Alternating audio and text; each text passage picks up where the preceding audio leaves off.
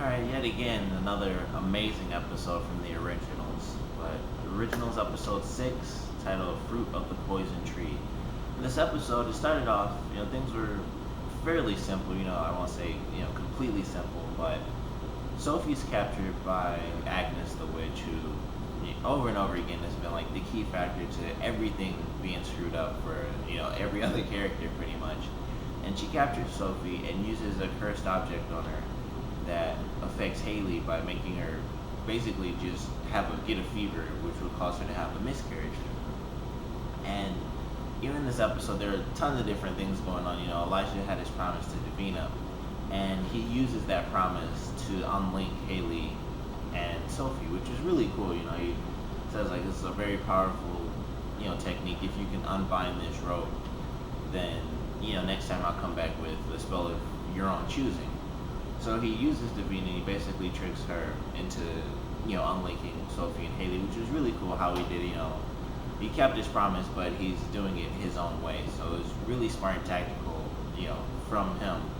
And we see in this episode, you could kind of see it just in the very beginning. It was fairly simple, when Elijah made the promise to Haley that he would protect her and the baby. And when he came back, they had kind of that look where she was kind of like happy to see him and stuff like that. But in this episode, we really get to see that he is kind of attracted to her and she's attracted to him.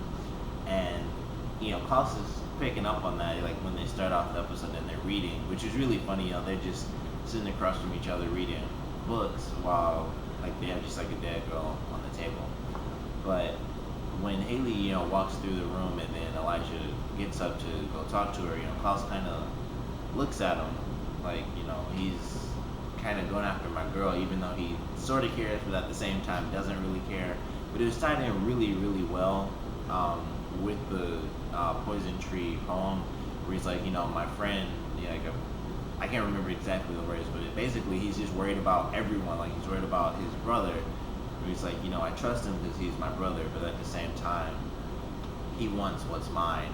And then, of course, Marcel being his enemy, he's worried about him. But, the line that they say there is basically, I told my rage not to grow. So he's trying to, compose himself and not just, snap on Marcel, because he could easily kill Marcel and every other vampire, but obviously the point is to, work everyone over so that he can take over Marcel's position and keep all the vampires as his family.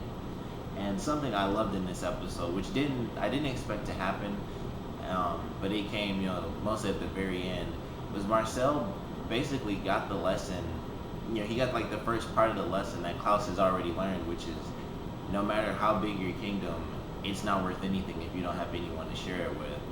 And, like Marcel's, he goes back to his friend. I thought he was going to take him out, but, he just takes him out temporarily to talk. And then at the end, when he's with Rebecca, she says the line, like, if you don't have anyone to share it with, there's no point in having it.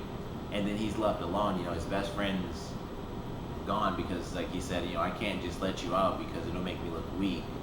And then, of course, Rebecca was leaving just permanently. She was going to leave because she felt, with Klaus and Elijah together, it was just going to be those two and she'd be like the third wheel. So she decided, I'm going to leave because I'm not going to be cleaning up a bunch of messes that barely even involve me because, people just stopped caring.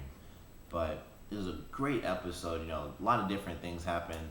Cammy found out that, Cammy found out that Agnes is the one who, caused her brother to do that, and so does her uncle.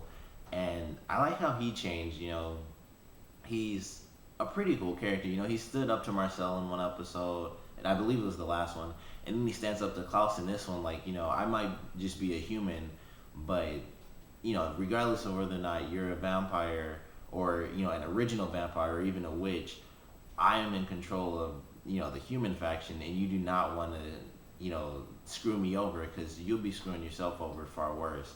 So it's really cool to see him he's just like the tough human. He doesn't have any powers outside of the fact that, he's the leader, or like the leader of the human faction. So it was great to see him, stand up to Klaus. And I love the line Klaus gives, like, even though my reputation, you stand up to me. So he kind of respects him for that too. But it was just that was just a cool scene to me. But when he finds out that Agnes is the one that did that, he makes a deal with Klaus, and he says, to Agnes, like, I'd make a deal with the devil just, to see you punished for what you did to my nephew. And you can see the difference in, their reactions. He was incredibly angry, and he saw her face to face, and he saw, the person that did this. And then for Cammy, it was completely different because of what Klaus did to her, basically making her feel calm about the situation. So whenever he would come back and in the end when she remembered it and found like everything out, she was like, you make me forget, or you make me calm about something that should tear me up inside. And I don't know how I'm gonna do it, but when I find a way to basically break what you've done to me, you'll wish you'd never laid eyes on me. And I thought that was a great scene, and it really affected Klaus because he obviously does. He pretty much said it himself in the one episode when they're sitting at the bar and she kind of tries to kiss him, but he stops her. Or, he doesn't stop her. He flat out just mentions, like, you should give Marcel another chance. And she was like, oh, I really misread that. And he says, no, you didn't, but we all have our roles to play. So you could see that it affected him because he was, like, he thought things would be fine for her. I figured out who did it. She's dead. And, you're fine. And he kind of like, when he put his arm on her shoulder, I thought that was funny because it seemed like, because that's not Klaus, so he was kind of trying to be helpful because he does care about this girl. And so he was kind of like, there you go. But it didn't really work out. I thought that was kind of funny.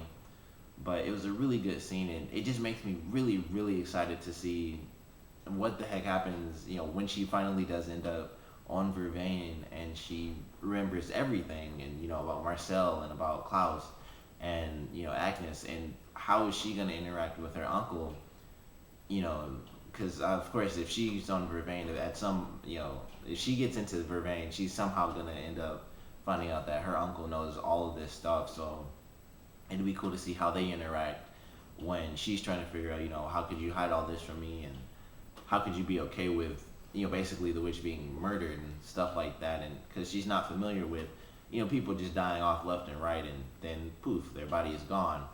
So it would be great to see, how that continues on, because obviously, right after that scene, Marcel mentions, like, I'm done with her because, he found out what happened with Klaus, and it's that, Klaus lied about where he lived.